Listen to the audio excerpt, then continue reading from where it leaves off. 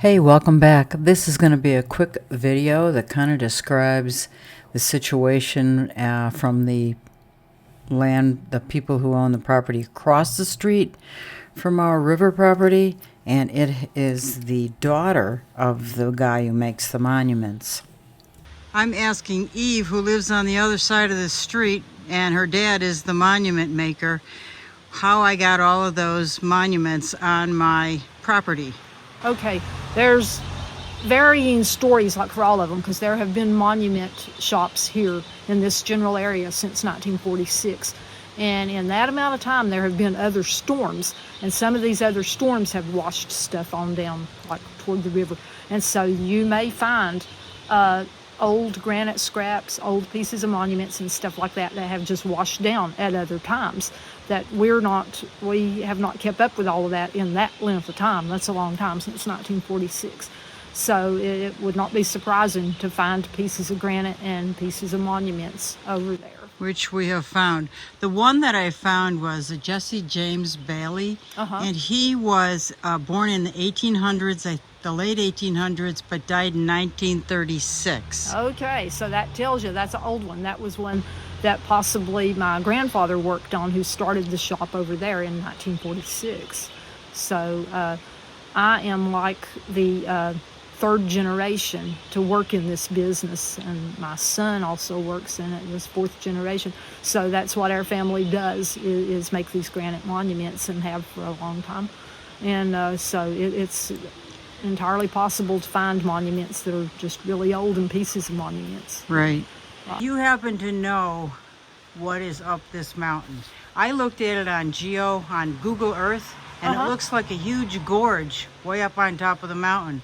And I can imagine all that water, trees, limbs, stones, whatever, coming down here. Well, I have not been up there since about a week before this storm. I actually went to the top of the mountain, and it looked pretty normal, like how it's looked like for years, but I don't know what it's like up there now. A huge gorge does not sound like what was there before, so this storm may have changed the terrain that much. I don't know. Hopefully I will go up there sometime soon and see how it's changed. But what happens when it comes to these storms is all the small little branches, like Mill Branch is the name of the one that comes through here, like the name of the business, and all the water just kind of collects up there on the mountain and just washes down. And so it brings trees and rocks and all kinds of debris with it.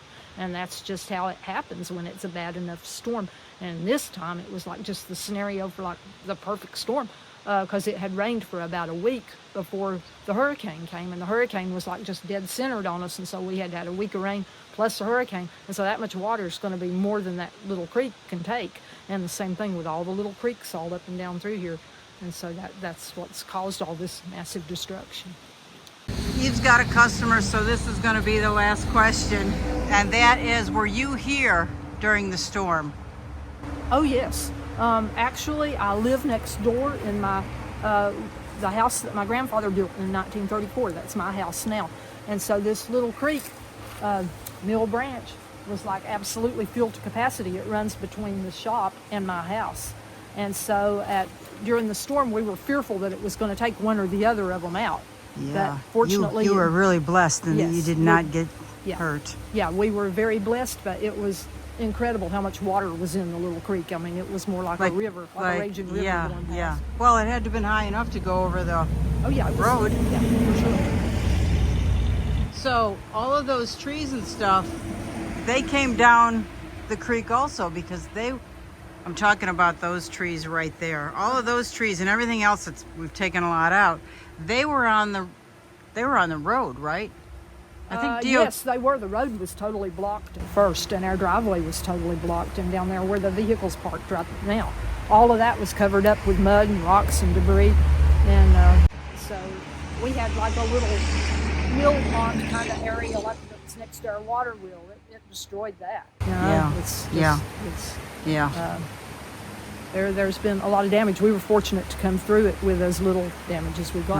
Right. So we were able to get back to work like relatively quickly after we got electricity back. Well, thank you, Eve. I appreciate your time, and I hope that all goes well for you. Okay, thank you very much. And it's nice to meet you. Nice to meet you. That was originally a water tank for the mica mill that was there that burned. It perished in a fire before I was born. I think it was like in their 50s, sometime possibly 1954. It may have been even earlier than that. Not for sure on that. Daddy knows the I think exact your date. father told us 1950. Okay, somewhere in that time frame.